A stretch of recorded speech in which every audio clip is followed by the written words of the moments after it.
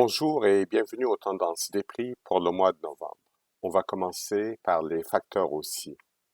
La production de blé en Argentine a été compromise par la sécheresse de juin à septembre, ce qui fait que l'USDA a baissé son estimation de la production argentine de 2 millions de tonnes pour la porter à 15,5 millions de tonnes.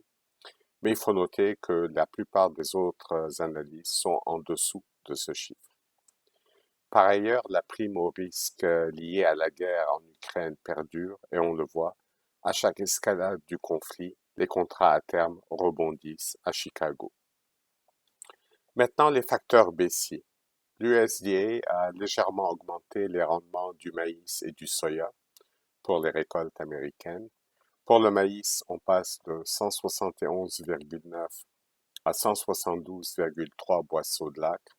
Pour le soya, on passe de 49,8 à 50,2 boisseaux de l'acre. Ce qui fait qu'on a une légère augmentation des deux productions. Pour le maïs, on parle maintenant de 13 930 millions de boisseaux, en hausse de 35 millions de boisseaux. Et pour le soya, 4 346 millions de boisseaux, en hausse de 33 millions de boisseaux. Par ailleurs, l'accord maritime sur les corridors des ports en Ukraine a été renouvelé, ce qui fait que les exportations de grains ukrainiennes vont continuer à un bon rythme. Il faut noter qu'en octobre, l'Ukraine a exporté presque autant de grains qu'un niveau normal d'avant-guerre. Aux États-Unis, les ventes de maïs accusent un très gros retard par rapport à l'an passé.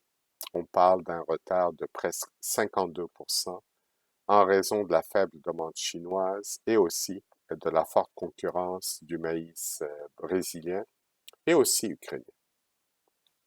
Maintenant, il y a plusieurs facteurs à suivre. En Argentine, le démarrage des semis du maïs et du soya est assez lent. Au Brésil, la météo a été globalement favorable pour les semis du soya qui s'achèvent. Le rendement sera déterminé par les pluies en décembre et en janvier.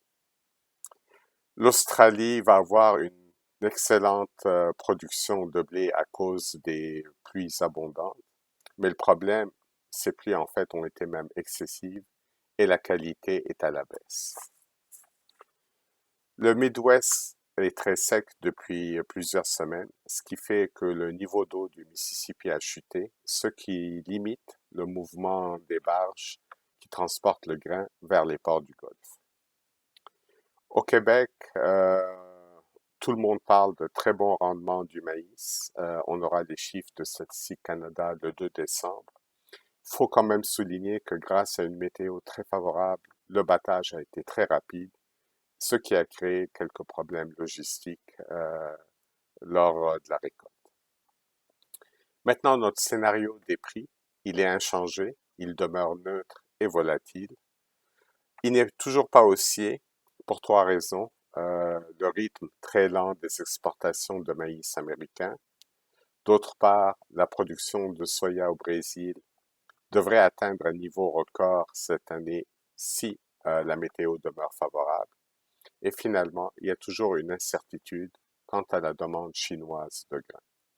Voici ce qui conclut nos tendances pour le mois de novembre. Au plaisir de vous retrouver en janvier. Merci, à la prochaine.